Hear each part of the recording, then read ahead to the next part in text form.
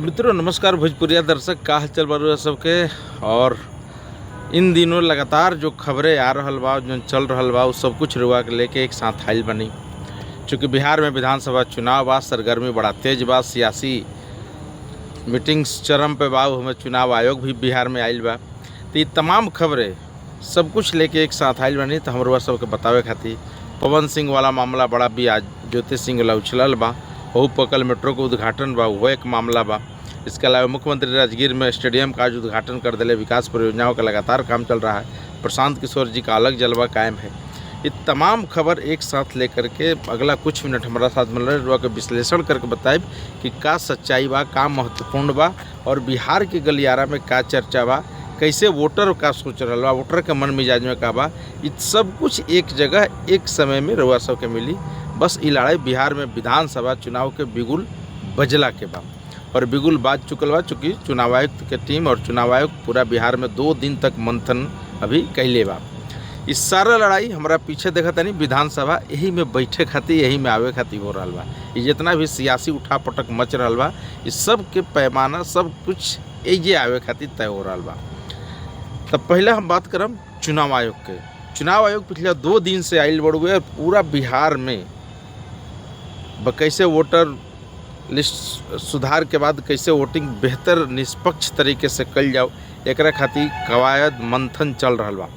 कल चुनाव आयोग जहाँ एक तरफ राजनीतिक 12 पॉलिटिकल पार्टियों से बात कैलस, 1-to-1 वार्ता करके सब उनकर समस्या से सुनलस। आयोग बिहार के पूरे प्रदेश के जो बड़े बड़े पदाधिकारी है, डीजीपी से लेकर मुख्य सचिव से, चीफ सेक्रेटरी से लेकर, सेक्रेटरी से लेकर, तमाम डीएम से लेकर, ईआरओ से लेकर, आरओ से लेकर तमाम लोगों से मीटिंग किया और मीटिंग करके सब कुछ अपना बस्ता में बांध के, मतलब चुनावी पोटली में बांध के अब दिल्ली जाएंगे और कल संभवतः दिल्ली पहुंचेंगे। उम्मीद है कि परसों संभवतः चुनाव आचार संहिता या चुनाव की घोषणा बिहार के लिए कर दी जाएगी।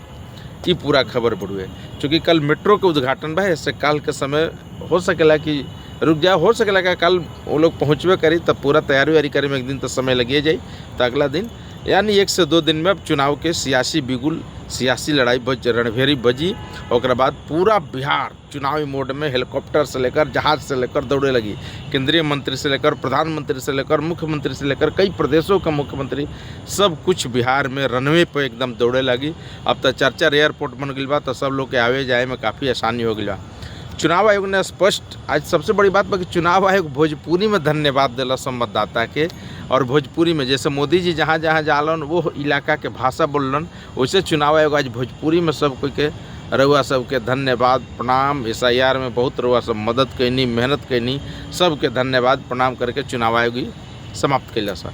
चुनाव आयोग इसमें किया क्या?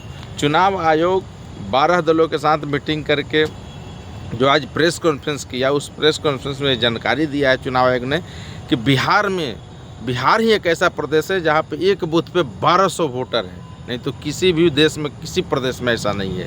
एक तो ये हो गया। आप पोलिंग एजेंट 100 मीटर के दायरे से बाहर बैठा सकते हैं बूथ से।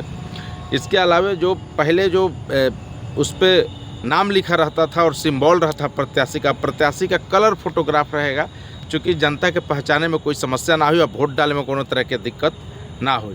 तो ये सब तमाम चीज़ें के लिए कितना मृत बा, 22 लाख लोग मृत बा, 6 लाख लोग शिफ्टिंग बा और बाकी जो वोटर बाड़न तो उनकर मृत बाड़न, उनकर नाम कट दिया गई बा। ये सब लगभग 7 करोड़ कुछ लाख, पूरा एग्जैक्ट डाटा हम लिखी देते, 7 करोड़ कुछ लाख मतदाता बिहार में बाड़न। अभी बिहार के चुनाव के, बिहार के भविष्य के ये 7 करोड़ लोग तय करी। तो चुनाव आयोग पूरा रिपोर्ट लगभग आज दे दिलस। और बाद 2 दिन के अंदर रणभेरीबाजी, सारा सियासी पार्टी अपन अपन नफा नुकसान से लेकर गणित गुना भाग सब लोग बैठा ले बा। बीजेपी 2 फेज में चुनाव करावे के मांगले बा, तो जेडीयू 1 फेज में।